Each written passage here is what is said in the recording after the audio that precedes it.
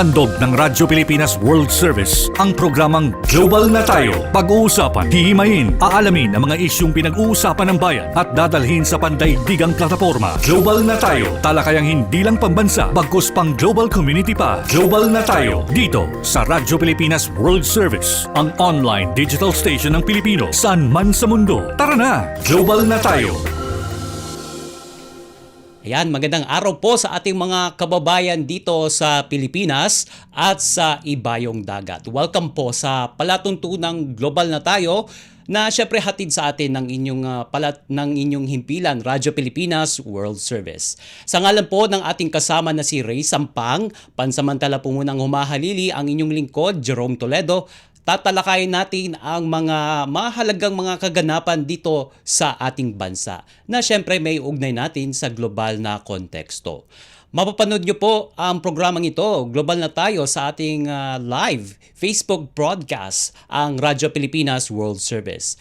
At syempre mapapanood nyo rin ito sa ating YouTube channel na Radyo Pilipinas World Service. At syempre napapakinggan nyo rin kami ng live sa aming audio streaming online at sa inyong mga smartphones. Sa pamamagitan po yan ng Evox PBS Receiver app na pwedeng-pwede ninyong i-download sa Apple App Store at Google Play. Kamusta po kayo mga kababayan? Ngayong araw na ito ay June 12, Miyerkules, regular holiday, syempre, sa buong bansa. Ipinagdiriwang kasi natin ngayon ang ika-127 anibersaryo ng Araw ng Kalayaan, kung saan nga ay idineklara ni General Emilio Aguinaldo ang ating kalayaan mula sa pananakop ng bansang Espanya. At kanina ngang umaga ay natunghayan natin ang mga aktibidad kaugnay ng Araw ng Kalayaan. At isang nga riyan ay ang aktibidad ni Pangulong Ferdinand R. Marcos Jr.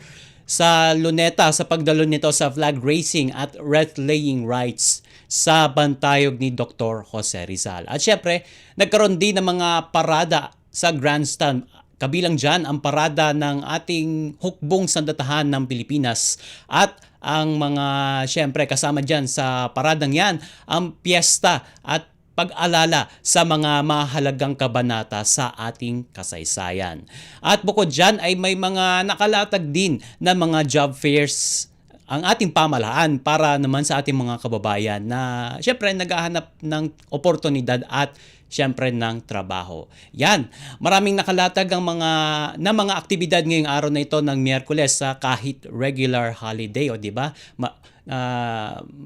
Maulan ngayon, di ba? At mag-ingat po tayo dahil ayon nga sa Pag-asa ay magpapatuloy pa nga ang mga pag-ulan hanggang sa susunod na mga araw. And speaking of today, ito, may mahalaga tayong pag-uusapan ngayong araw na ito. O nakasubaybay ba kayo sa mga naging kaganapan dyan sa Kamara at maging sa Senado? Di ba?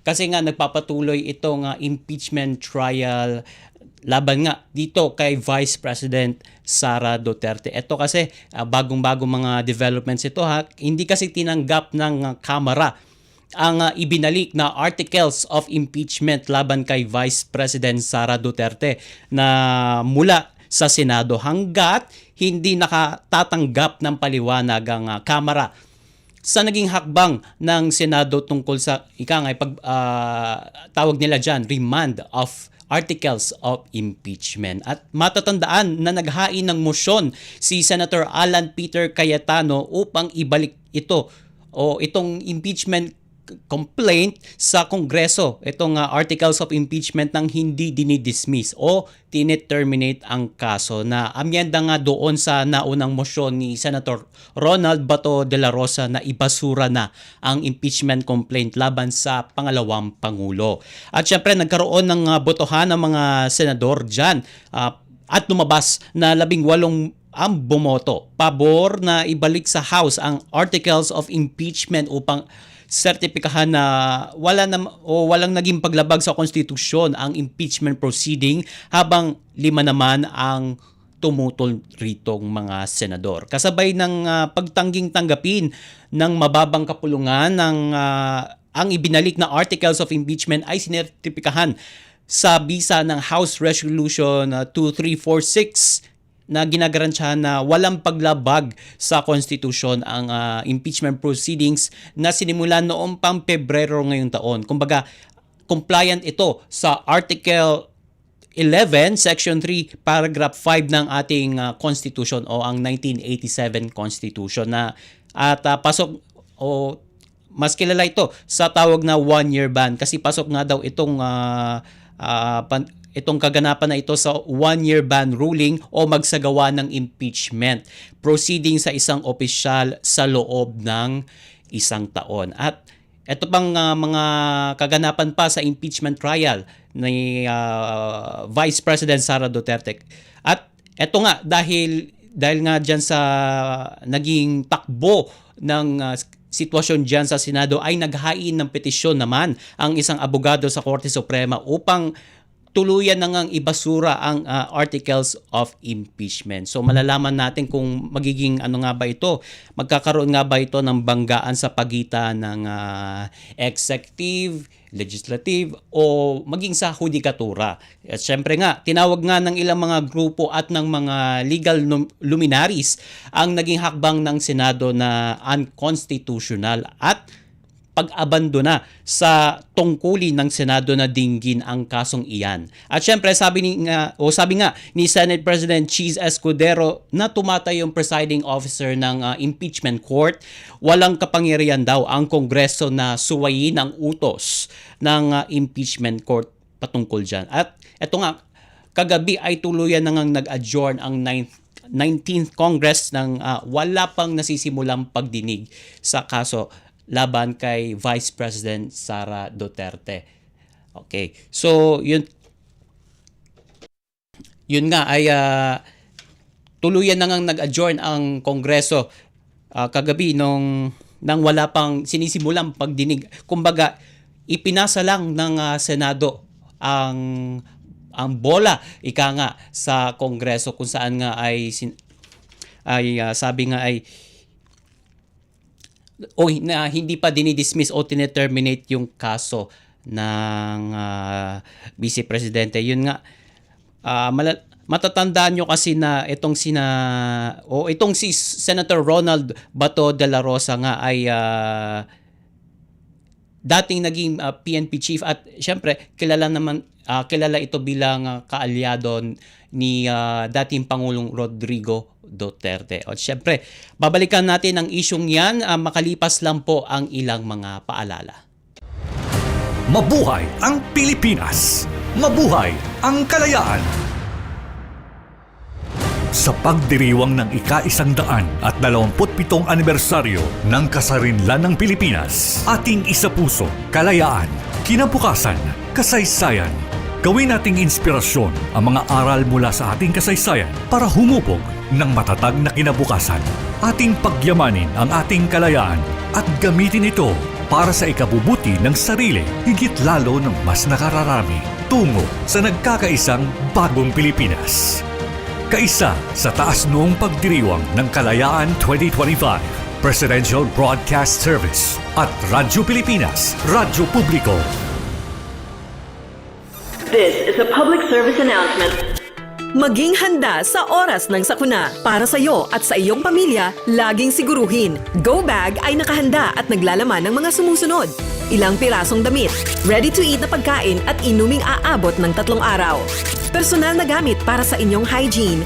First aid kit kabilang ang alcohol, bandages, gamot sa lagnat, ubo at sipon, pati na rin ang inyong vitamins at maintenance medicines. Maglagay ng pito, flashlight, lighter o posporo. Huwag kalimutan ang mga charger o power bank.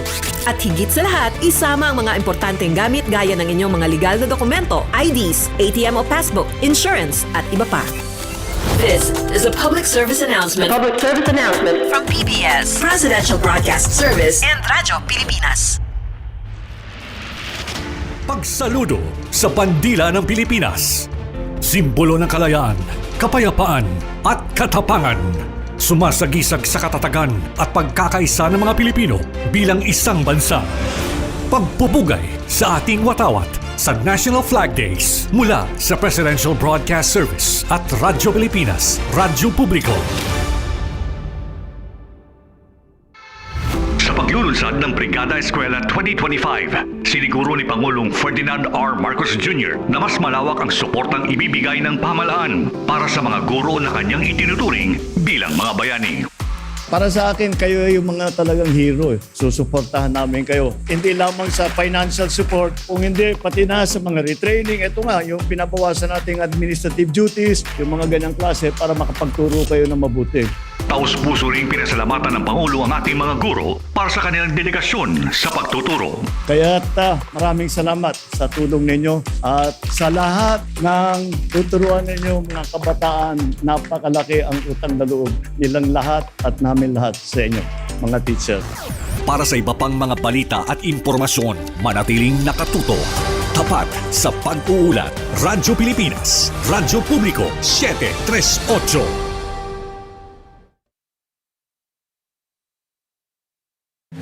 Paliwanag mo sa tao na hindi totoo yan. Dahil ang totoo, yung totoo ang dapat ninyong malaman. Nagkalat sa internet ang fake news Ang o ginagawa mali ng at fake news, tinatapon niya yung tao. What they are doing is creating panic. We say no. Yung pagkalat ng fake news. And some of it's dangerous. Sana iwasan po natin pagsispread ng fake news. At di magpapakalat ng disinformation at misinformation ang kasulukuyang administrasyon. Stop telling us fake news because you're wrong. Para sa totoo at mapagkakatiwalaang mga balita at impormasyon, Radyo Pilipinas. At nagbabalik po tayo dito sa programang Global na Tayo sa Radyo Pilipinas World Service. Ako pa rin po ang inyong lingkod, Jerome Toledo, na humahalili muna sa ating host na si Ray Sampang.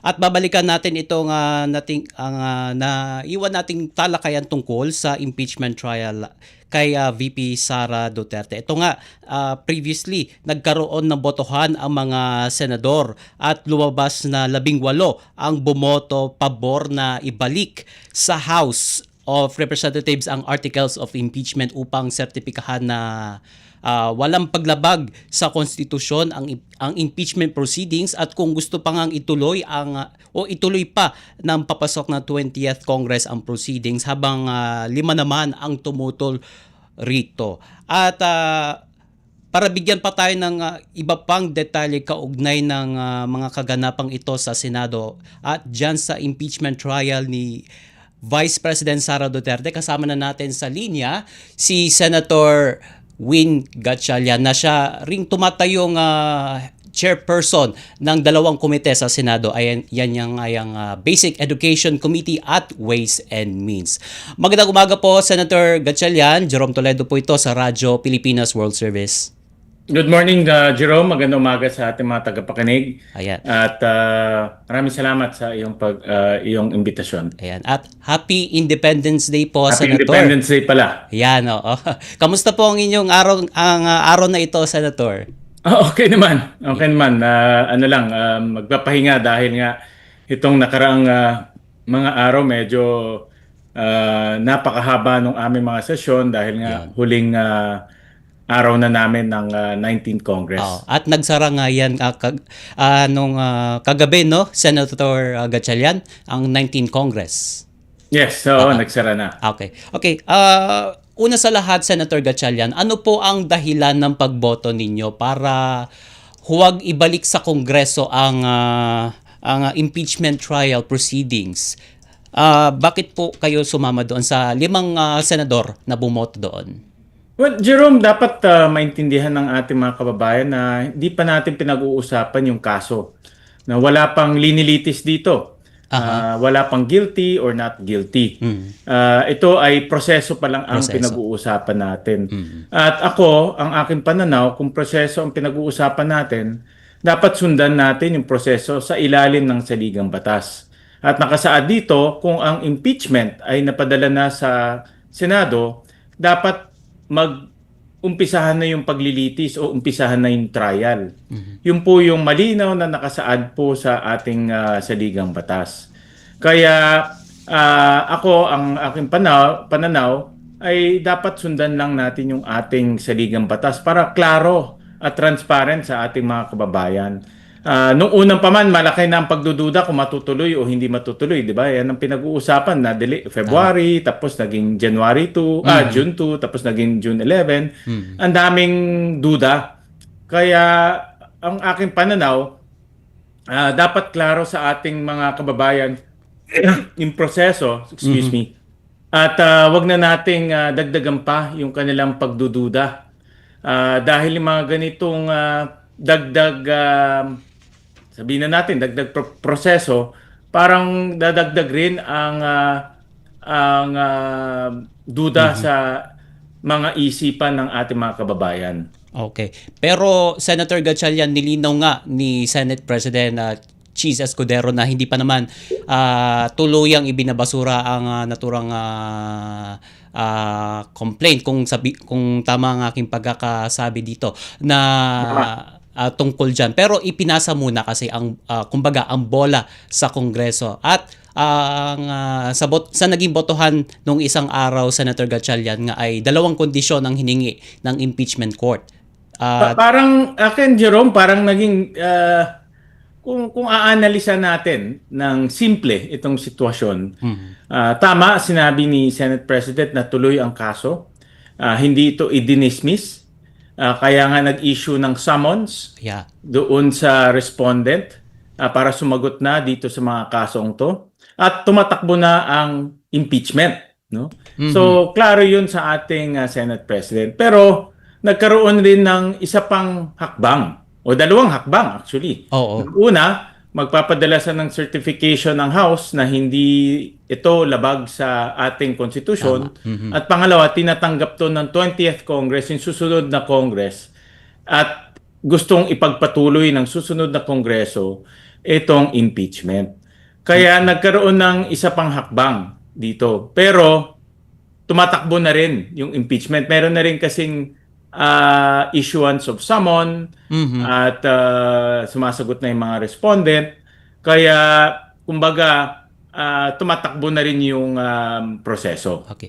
Pero isang condition pa lang yung natutupad pa lang dito, Senator Gatchalian. Tama. Isa mahirap tupadin kasi hindi pa pumapasok yung 20th Congress. Mag-aantay tayo until end of July para ma-issue yung pangalawang sertipiko. Pero may basehan po ba or justified po ba ang pagbabalik ng articles of impeachment sa Kongreso? Dito merong kaguluhan, no? Kasi ang ginamit ay return. So ibig sabihin ibalik. Pero kung iisipin mo, hindi siya binalik dahil tumatakbo yung kaso eh. No? Kaya nga kung nasundan natin yung impeachment hearing, may mga nagtatanong bakit nag-issue ng summon pero ibinalik. Kaya mayroong kalituhan pagdating dito. Pero ako, susundan ko na lang yung pronouncement ng ating Senate President na tuloy ang kaso, nag-issue na ng summons. Yung pag-issue ng summons, ito ay isang ebidensya na gumagalaw na at tumatakbo na yung kaso. Okay. Pero ang mangyayari dito sa kaya ako hindi ko masisisi, may konting kaguluhan o kalituhan. 'Di ba?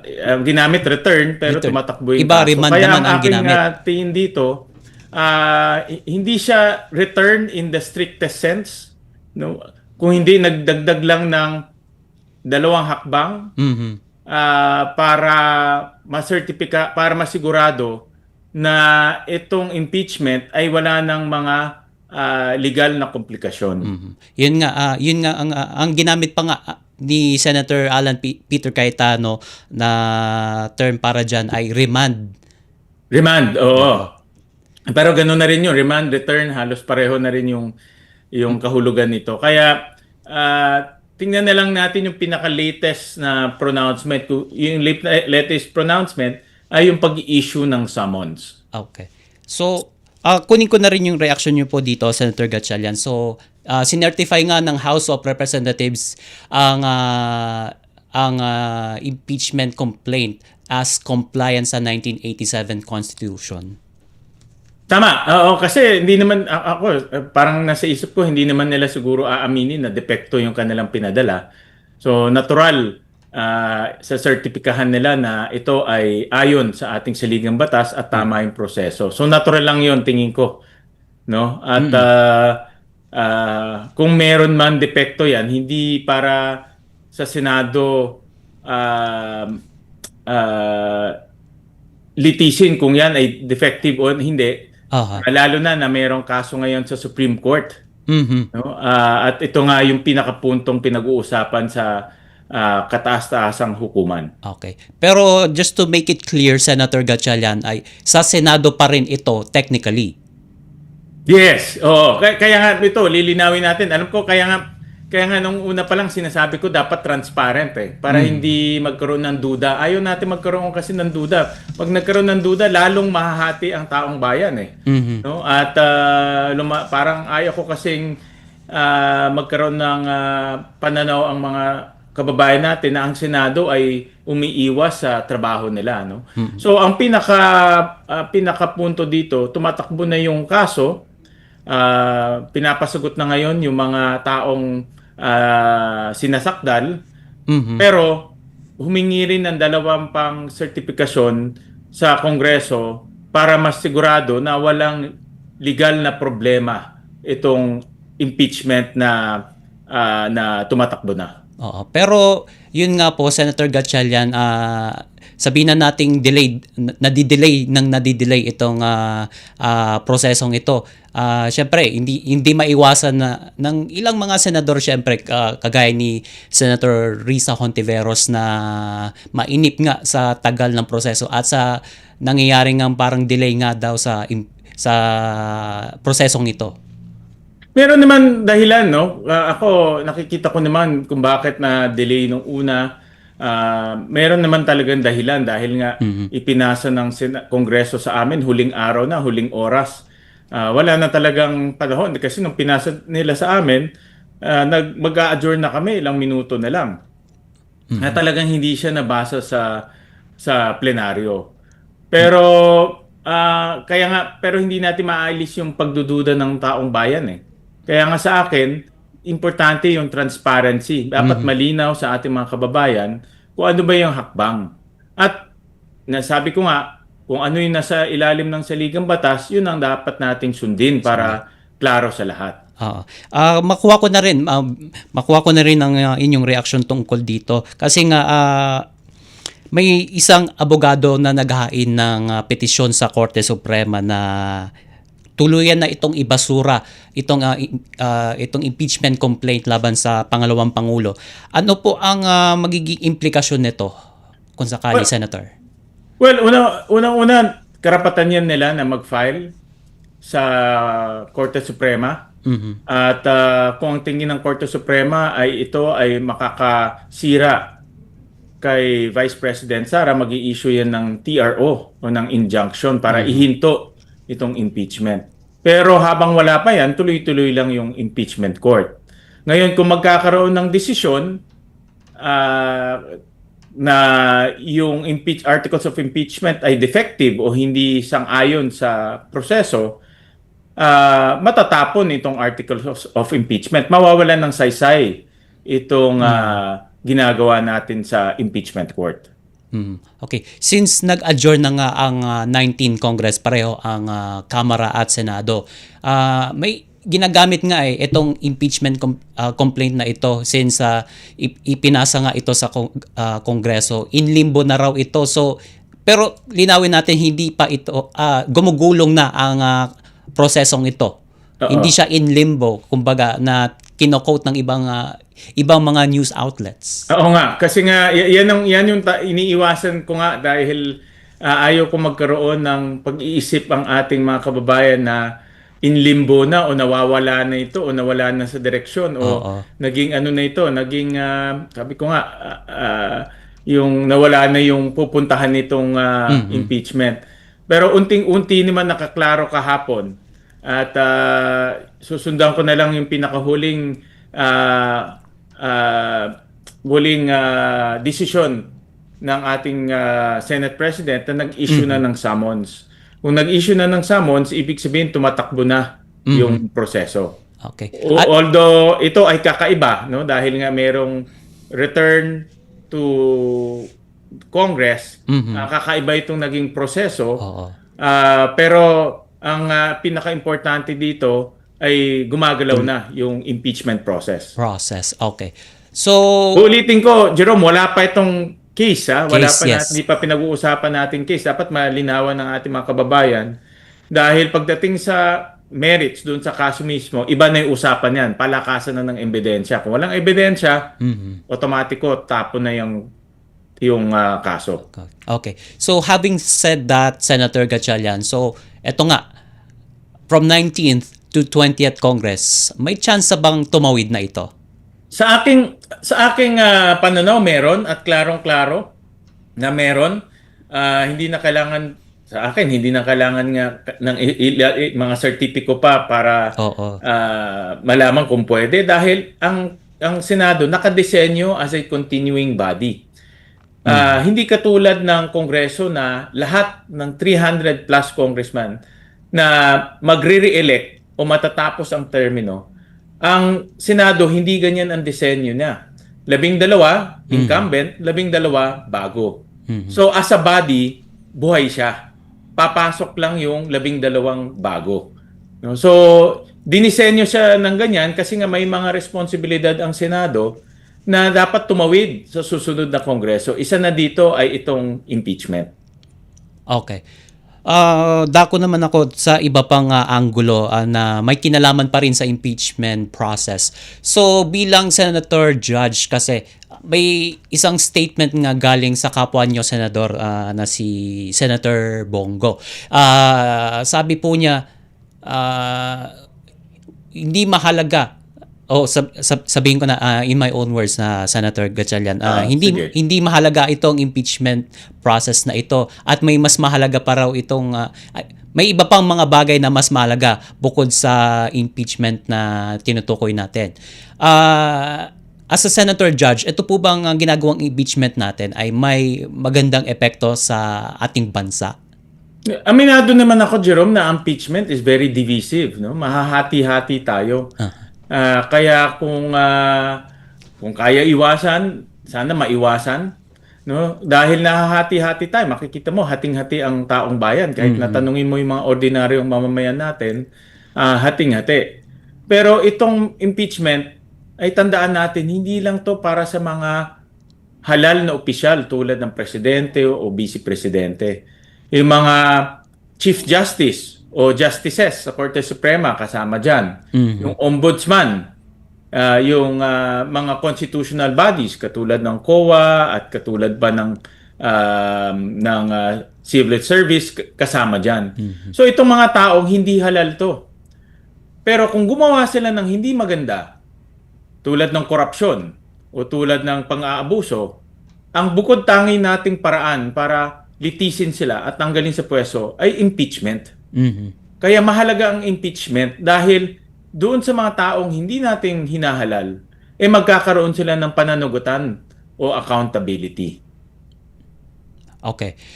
So, yun ay ating aantabayanan as Senator Gatchalian kung magpapatuloy itong process sa impeachment kay VP Sara Duterte. And moving forward, Senator, ano po ang inyong inaasahan sa mga pangyayaring ito? Ang mga susunod na hakbang, tumakbo na, no? Nag-issue na ng summons, 10 days yun. Magre-reply ang prosecutor, 15 days. So, ibig sabihin, wala tayong choice. Tatawid talaga yan ng 20th Congress. Pero dahil nga may second condition, aantayin natin sa end of July bago magkaroon ng formal na resolusyon o formal na komunikasyon ang bababang kapulungan tungkol dito sa pangalawang sertipiko. Doon tingin ko after July na, no, third week of July, maipagpapatuloy yung impeachment court. Okay. Panghuling mensahe na lang po o mga paglilinaw, Senator Gatchalian, sa ating publiko kaugnay ng mga pangyayaring ito sa Senado. Oo. Sa mga kababayan natin, ulitin ko po, wala pa ito sa ating wala pa ito sa kaso. Wala pang hinahatulan dito kung guilty o hindi guilty. Ito pa ay proseso pa lang ang pinag-uusapan natin sa ilalim ng saligang batas. At ang aking pananaw dito, dahil kami ay halal ng taong bayan, dapat sundan ang proseso natin at lalong-lalo na sundan ang mga proseso sa ilalim ng saligang batas. Okay. At with that, thank you. Maraming salamat, Jerome. Okay. Thank you, Senator Win Gatchalian, sa pagsama sa ating programa. Kahit holiday ngayon ay pinaunlakan niyo po kami. Ayan. Atin niyo pong natunghayan ang ating panayam kay Senator Win Gatchalian na dalawa pong komite sa Senado ang kanyang hinawakan ay yan ay ang basic education at ang ways and means. Patungkol nga sa, sabi nga ni Senator Gatchalian ay impeachment process pa lang daw ito, hindi pa ito kaso. So nagpapatuloy o gumugulong na ang prosesong ito kahit na na-transfer na sa o naibalik sa House of Representatives ang impeachment complaint laban kay Vice President Sara Duterte. At syempre abangan natin sa mga susunod na mga araw ang mga magiging kaganapan hinggil dito kasi nga nagtapos na ang Kongreso, ang 19th Congress in particular, at tatawid na nga ito sa 20th Congress. At sinabi nga ni Senator Win Gatchalian na pwede naman tumawid ito sa 20th Congress kasi nga may provision ito nakasaad doon o may provision ang konstitusyon patungkol sa pagtawid nga sa dating Kongreso patungo sa kasalukuyang Kongreso. So, abangan natin ang iba pang mga kaganapan hinggil dyan kasi may maghahain na or maglalatag na ng mga ebidensya once na maklear nga ang dalawang kung ating babalikan ay dalawang kondisyon na inilatag ng Senado patungkol dyan sa prosesong iyan.